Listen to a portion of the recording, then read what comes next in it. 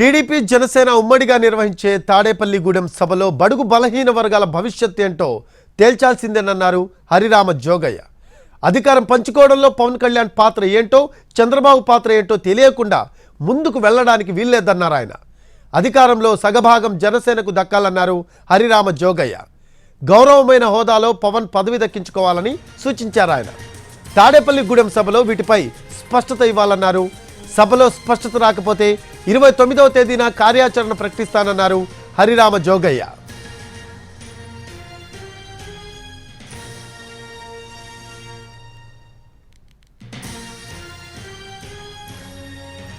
TDP Janasena ఉమ్మడిగా నిర్వహించే తాడేపల్లిగూడెం సభలో బడుగు బలహీన వర్గాల భవిష్యత్ ఏంటో తేల్చాల్సిందే అన్నారు హరిరామ జోగయ్య. అధికారం పంచుకోవడంలో పవన్ కళ్యాణ్ పాత్ర ఏంటో చంద్రబాబు పాత్ర ఏంటో తెలియకుండా ముందుకు వెళ్లడానికి వీల్లేదన్నారు ఆయన. అధికారంలో సగభాగం జనసేనకు దక్కాలన్నారు హరిరామ జోగయ్య. గౌరవమైన హోదాలో పవన్ పదవి దక్కించుకోవాలని సూచించారు ఆయన. తాడేపల్లిగూడెం సభలో వీటిపై స్పష్టత ఇవ్వాలన్నారు.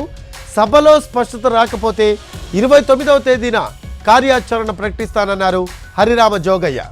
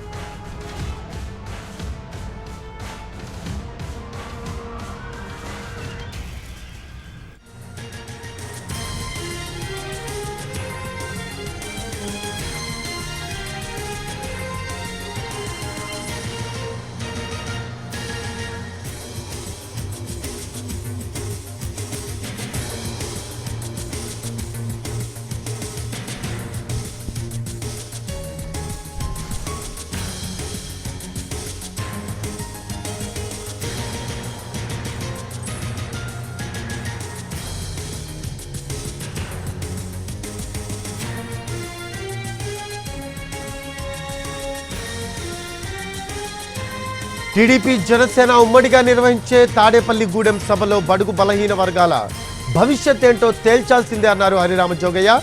అధికారం పంచుకోవడంలో పవన్ కళ్యాణ్ పాత్ర ఏంటో చంద్రబాబు పాత్ర ఏంటో తెలియకుండా ముందుకు వెళ్లడానికి వీల్లేదన్నారు ఆయన. అధికారంలో సగభాగం జనసేనకు దక్కాలన్నారు హరిరామ జోగయ్య. గౌరవమైన హోదాలో పవన్ పదవి దక్కించుకోవాలని సూచించారు ఆయన. తాడేపల్లిగూడెం సభలో వీటిపై స్పష్టత ఇవ్వాలన్నారు. సభలో స్పష్టత రాకపోతే 29వ తేదీన కార్యాచరణ ప్రకటిస్తానన్నారు హరిరామ జోగయ్య. అధికారంలో సగభాగం జనసేనకు దక్కాల్సిందేనని జోగయ్య డిమాండ్ చేశారు. గౌరవప్రదమైన హోదాలో పవన్ పదవి దక్కించుకోవాలని సూచించారు ఆయన. కాపులు శాసించే స్థితికి చేరినప్పుడే భవిష్యత్తుకు దారి ఉంటుందని లేఖలో పేర్కొన్నారు హరిరామ జోగయ్య. పవన్ పెద్దన్న పాత్ర పోషిస్తేనే బానిస సంఖ్యలు బద్దలవుతాయన్నారు. టీడీపీతో పొత్తులో పవన్ స్థానం పక్కదారి పడుతుందనే అనుమానం వ్యక్తమవుతుందన్నారు. సముచితమైన స్థానం కోసం ఎన్నికలయ్యే వరకు ఆగడానికి వీల్లేదన్నారు.